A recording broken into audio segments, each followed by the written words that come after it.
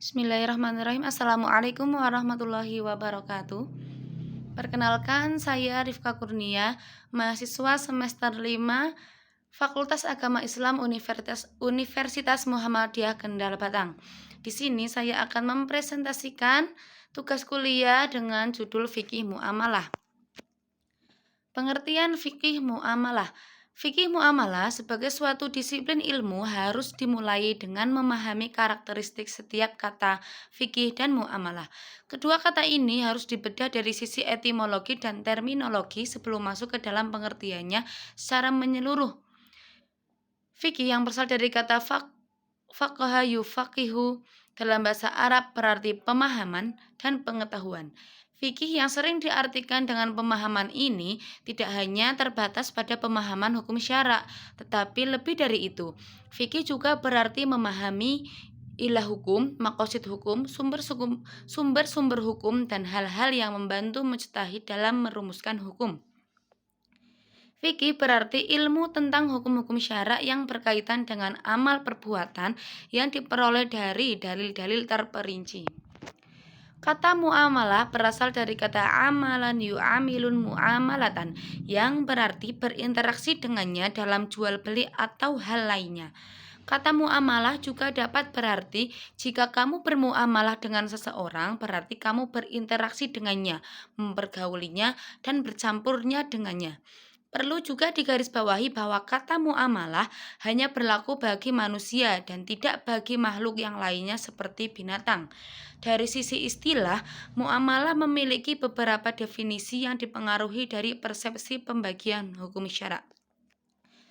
Definisi yang pertama yaitu muamalah merupakan hukum syariat yang mengatur interaksi antar sesama manusia di dunia, baik hukum-hukum yang berkaitan dengan harta, wanita, dari sisi pernikahan dan pertikaian, perkara-perkara, harta warisan, dan hal-hal lainnya. Pengertian ini didasari dari pembagian fikih kepada dua bagian, yaitu ibadah dan muamalah.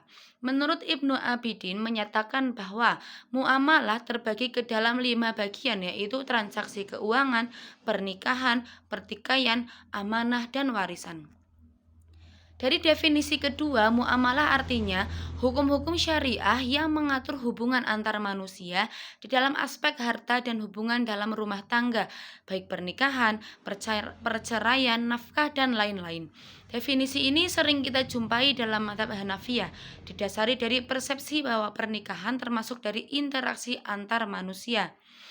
Yang ketiga adalah muamalah merupakan hukum-hukum syariah yang mengatur hubungan antar manusia di dalam urusan harta. Definisi ini didasari dari pembagian fikih ke dalam beberapa bagian, yaitu ibadah, muamalah maliyah, dan munakahat atau pernikahan, jinayah, alaqah dauliyah, hubungan internasional, dan lain-lain. Pembagian fikih muamalah. Pembagian fikih muamalah tergantung dari persepsi masing-masing fuqaha, yaitu muamalah dalam arti luas atau dalam arti sempit atau konteks kekinian.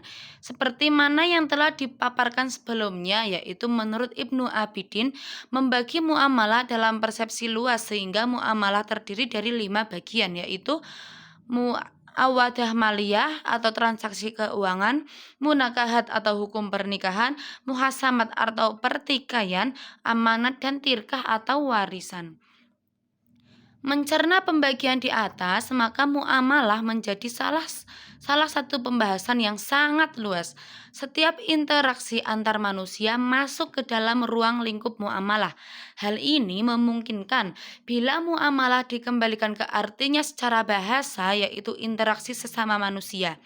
Tetapi hal ini membuat muamalah menjadi ruangan besar yang diisi dengan perkara-perkara yang berbeda-beda, bahkan tidak berhubungan, sehingga sekat atau pembatas sangat penting untuk memperjelas setiap bagian yang ada di dalamnya. Ruang lingkup fikih muamalah.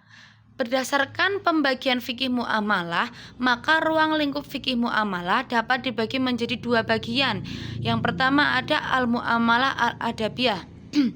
Al-muamalah al-adabiyah artinya adalah ijab kabul, saling meridhoi, tidak ada keterpaksaan dari salah satu pihak, hak dan kewajiban, kejujuran berdagang, penipuan, pemalsuan, dan segala sesuatu yang bersumber dari indera manusia yang ada kaitannya dengan peredaran harta. Ruang lingkup fikih muamalah yang kedua yaitu al-muamalah al-madiyah, yang artinya adalah muamalah yang berkonsentrasi pada kajian objek transaksi. Hal ini yang membuat sebagian ulama berpendapat bahwa al-muamalah al-madiyah adalah muamalah yang bersifat kebendaan, karena salah satu unsur muamalah adalah benda, baik benda halal, haram maupun syubhat.